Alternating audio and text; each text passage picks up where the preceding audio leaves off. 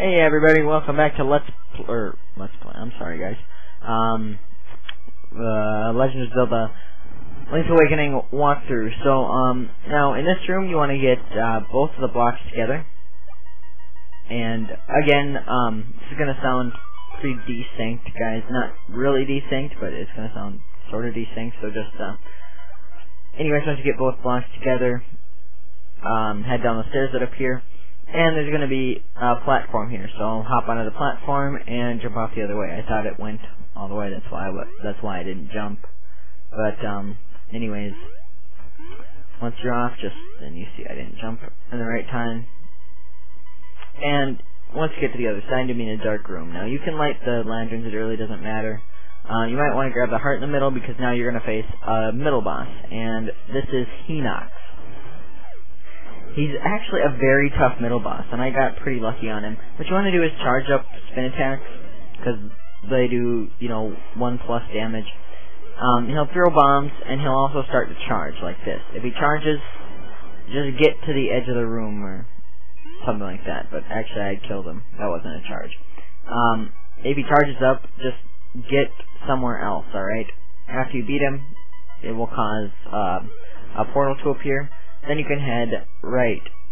Now you want to jump across the gap on the top and talk to the owl. It says first defeat the imprisoned pole's voice, last stealth.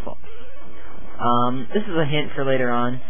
And in this room there is an eye in the corner that actually pulls you toward it. So we want to get that chest, but you want to also be careful about not falling in the pit. So once you get the chest, you will get the map, and like in most Zelda games, not the most useful item there is, but just make your way up, and pretty soon here we'll be getting the dungeon item. So in this room you're going to want to restock your magic powder and grab the chest for 20 rupees. Once you do that, you can head to the left. And in here there'll be some boo buddies. These guys are so annoying.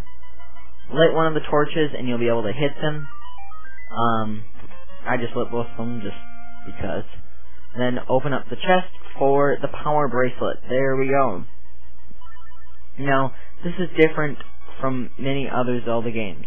Alright, the power bracelet is actually an item that you use. It's not automatically equipped. So, you see here, I go to the pot. Wow, this looks heavy.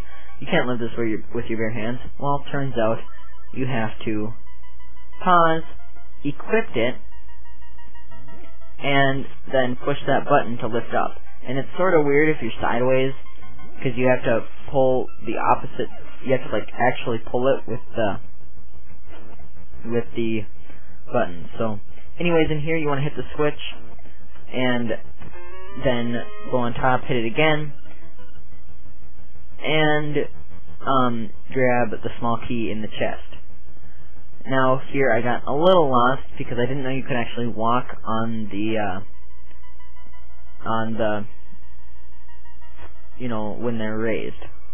You can walk on those when they're raised if you're already on top of them. It's kind of like a glitch, except I think Nintendo wanted you to do that. So anyways, as you can see here, I was walking on them, and then I figured out, oh, I can jump across there. Or, you can just go on top. You can either jump across or go on top. It doesn't matter which path you take. It's probably best to take the top path, actually, so I would do that if I were you. And then just make your way to the other side. You see I had some trouble here with these hard hat beetles, because they're pretty annoying in this game. But in this next room there are four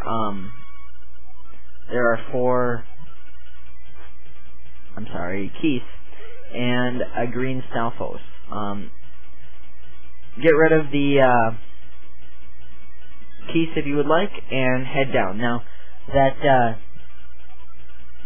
little hint that we got from the owl told us to kill the imprisoned pole's voice first, and the only way you can do that is with pots. So the shrouded Stalfos just ignore, and you want to push the blocks to release the imprisoned pole's voice and kill it with a pot. That's the only way you can kill it. Then you want to kill the keys and save the Shrouded Stealthos for last. Now that staircase there is actually a shortcut to get back to this part. Now that you have to get back to this part of the dungeon. But that's how you get the Nightmare's Key anyways. And then you want to head up and just head left, or right. And you see there, using your sword does not affect the pull twice, so. Yeah, they're pretty annoying enemies, but they've been in the game for a long time, so. Anyways, once you kill all the enemies there, it will make a, it'll make a staircase appear. And then you want to head, once you go down, you want to head left. And, you'll see that you can't actually go on this one because you're not heavy enough. So grab a pot, and there you go, you'll be heavy enough. Then you just want to head up, and we're to the boss. So before we head in here, like right before, I did some cuts because I thought you guys didn't really need to see that. So you want to jump across, and then you're not going to need Rock's Feather. But and I went to the beginning and went ahead and dug this chest out. This chest contains 50 rupees, and you're going to want it. So then you can just use the portal and get back. But now, anyways, we've got Genie, the boss. Ho ho, I'm your bad guy this time. Ho ho. Yes. That's what Genie says. Really weird, I know.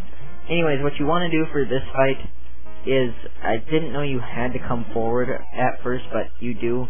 And then the pot will come forward, and you'll see Genie come out.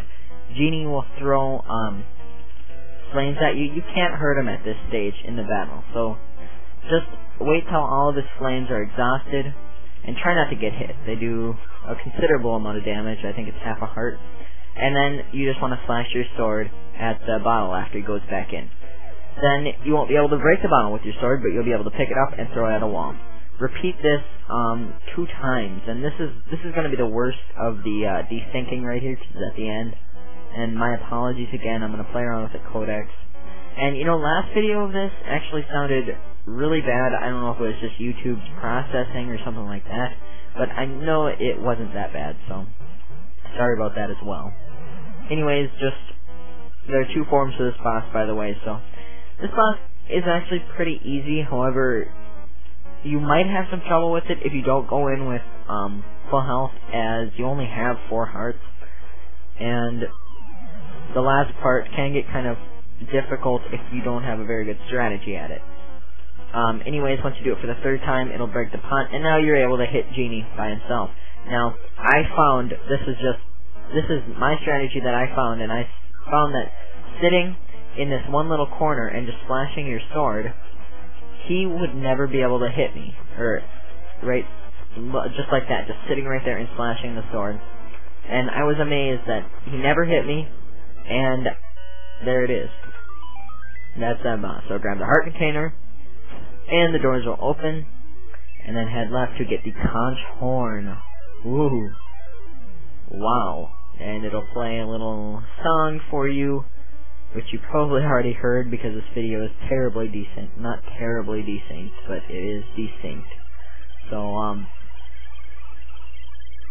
again, that's the end of the chapter, guys. Yeah, I know, short chapter, but, so, and then it says prairie, prairie, the prairie is waiting. So, let's take a guess on where our next place is. So, at this point right now, I just wanted to point out that if you hadn't gotten that treasure chest yet, go in and grab it. Otherwise, it's the end of the chapter, guys. So, I will see you next time. Bye-bye.